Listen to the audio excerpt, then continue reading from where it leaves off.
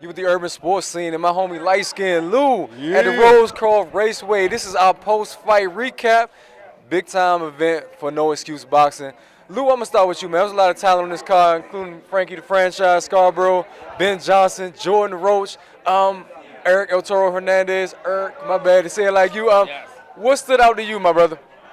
Honestly, man, all of them stood out to me, man. Just the competition level. Just think, El Toro, Eric Hernandez, he was in a dogfight.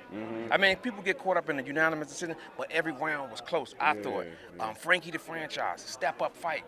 His opponent was what, 7-0, 5-0? Right, so for me, it was the level of competition and the intensity, knowing that all these guys in here, man, are future world champions, and they was battle-tested, and they answered the call, so that's what stood out to me.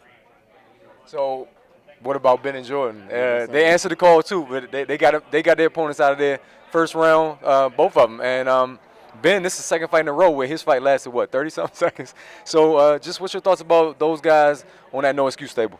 Man, they did their thing. Sometimes it ain't the opponent, it's the guy who's training. Ben, he put in work.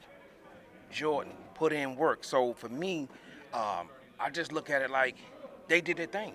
And man, you don't get paid for overtime. Facts. Game is get him out so you don't do overtime and get him out, and that's what they did. Regardless of the outcome, who do you feel like impressed you the most or you learned more about today?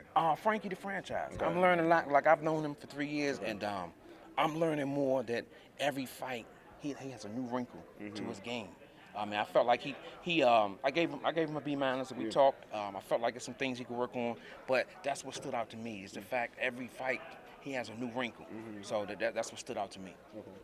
Hey, before we close this out, you just mentioned Frankie. Frankie had this crowd lit, man. The pink towels.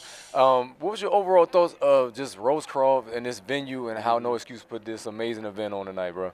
First of all, I want to say when I first heard that they was gonna be here, I was like, wow, how this gonna pull it off? You know, in my mind, because I come to Rosecroft a lot. No disrespect, I just didn't know if they was gonna be able to pull it off and how it would be.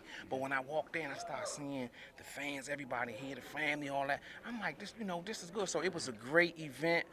Brian, all of them, they did their thing.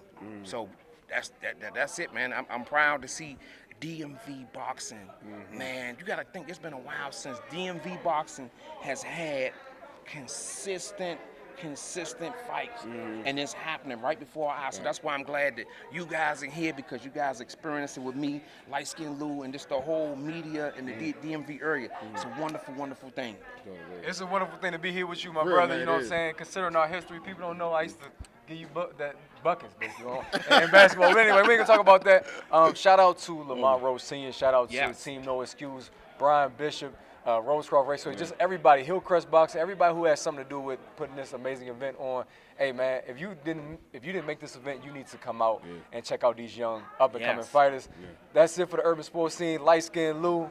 We'll catch you next time. Yeah, special shout out to the lovely Kiki's over there. She put her work in tonight. Always. I can't forget about my co-host, my baby. Special shout out to you.